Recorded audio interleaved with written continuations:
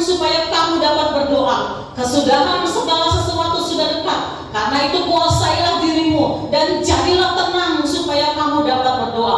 Doa adalah komunikasi. Komunikasi, kita bicara dengan Allah, Allah bicara dengan kita. Saudara bicara dengan Allah dan Allah bicara dengan saudara. Dalam doa saudara menyampaikan keinginan, permintaan, keluhan. Tuhan bantu aku, Tuhan tolong aku, Tuhan lihat keadaanku, Tuhan dengarkan aku. Saudara memohon, berkata, berdoa. Tetapi doa adalah komunikasi dua arah. Kita saudara bicara kepada Allah dan Allah ingin bicara kepada saudara. Bagaimana caranya Allah ingin bicara kepada saudara? Allah berbicara lewat firman-Nya.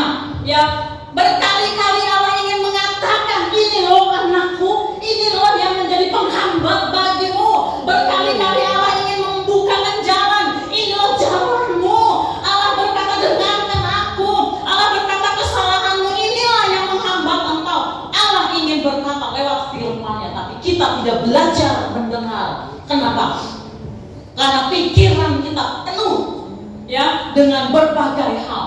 Ya, dengan berbagai ikatan, berbagai kecanduan, berbagai pola pikir kita yang kita pertahankan, kita tahan ya, kita bentengi pikiran kita ya dengan keinginan hati sendiri. Kita minta ya maunya jalannya begini, kita minta sesuatu kepada Tuhan maunya jalannya begini. Padahal mungkin Tuhan ingin menyatakan sesuatu rahasia kepada kita. Ini loh ada jalan C yang sangat luar biasa, yang membawa damai sejahtera, yang ujungnya adalah ya lebih daripada apa yang engkau pikirkan ya.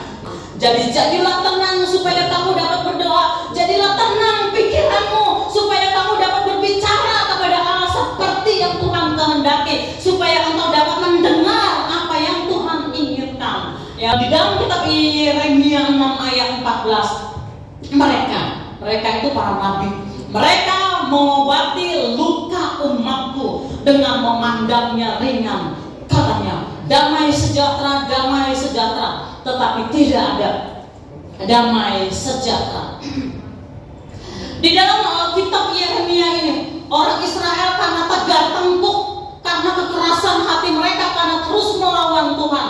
Ada satu ketika mereka kehilangan kerajaan, kehilangan kejayaan, mereka harus diangkut menjadi budak masuk kepada tanah pembuangan. Dan dalam keadaan terpuruk, mereka tentu saja menginginkan supaya Allah memberkati mereka, supaya Allah memulihkan mereka, karena mereka umat Tuhan. Dalam keadaan sulit, para nabi yang mengucapkan kata-kata yang baik, yang motivasi yang baik, pengharapan yang baik, kata-kata yang positif, semua yang baik. Damai sejahtera padamu, damai sejahtera padamu. Ya, engkau pasti akan berhasil, kerajaan kalian pasti akan dipulihkan ya. Tuhan mengangkat engkau, Tuhan mengangkat engkau, Tuhan memberkati engkau. Engkau pasti hebat, engkau pasti kembali kepada kejayaan yang semula dan seterusnya. Mungkin kira-kira seperti itu ya kalau kita lihat pada zaman sekarang ya. Mereka mengucapkan ya janji-janji, kata-kata ya atau mungkin nubuat-nubuat yang baik. Tetapi Yeremia berkata berbeda ya. Yeremia ini tidak berkata kata-kata yang hebat ya, kata-kata yang luar biasa, tidak. Tetapi Yeremia justru mengangkat kesalahan mereka, membuka dosa mereka. Dan Yeremia berkata sesuatu yang berbeda. Kalian harus terima saja pendisiplinan Tuhan. Kalian harus menerima keadaan ini. Kalian tidak boleh lari dari pendisiplinan Allah. Kalian harus jalani. Kalian harus bertobat. Allah mengizinkan ini semua terjadi karena Allah ingin kalian bertobat. Allah mengizinkan kesulitan-kesulitan ini karena Allah menginginkan engkau bertobat dan kembali kepada jalan-jalan Allah.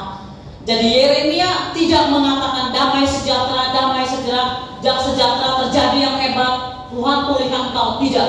Tetapi Yeremia berkata, terima pendisiplinan ini, syukur kepada Allah, lalu bertobat dari kesalahanmu, berbalik kepada Allah. Nah, akhirnya Yeremia dikejar-kejar untuk dibunuh, dikejar-kejar untuk dibunuh karena mereka tidak suka tidak suka ya kejahatan mereka dibuka. Mereka maunya kata-kata nubuat yang enak-enak. Bapak Ibu Saudara, apa hubungannya dengan yang kita sampaikan hari ini? Merenungkan kebenaran firman Tuhan siang dan malam, merenungkan kebenaran firman Tuhan senantiasa. Hubungannya adalah ya, kalau kita belajar untuk tenang, untuk duduk tenang di hadapan Allah, ya, kita membawa masalah-masalah kita kepada Allah. Allah berbicara kepada kita, maka kita akan terbuka pikiran kita. Oh, ternyata firman Allah berkata seperti ini. Oh, ternyata jalanku berbeda dengan kehendak Allah. Oh, ternyata Allah menegur aku di dalam hal ini. Oh, ternyata Allah izinkan aku di dalam masalahku. Ya, 2 Timotius 3 ayat 16 mengatakan segala tulisan yang diilhamkan Allah memang bermanfaat untuk mengajar, untuk menyatakan kesalahan, untuk memperbaiki kelakuan, dan untuk mendidik orang di dalam kebenaran.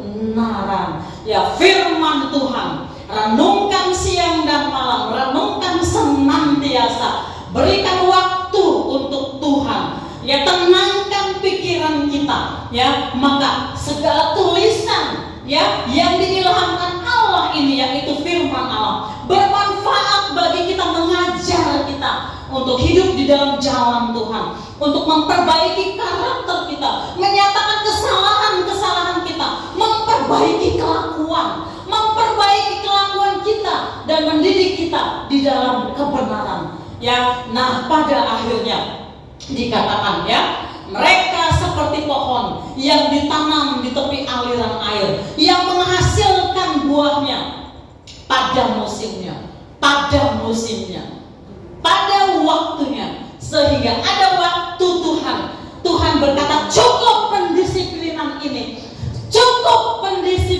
ini, cukup.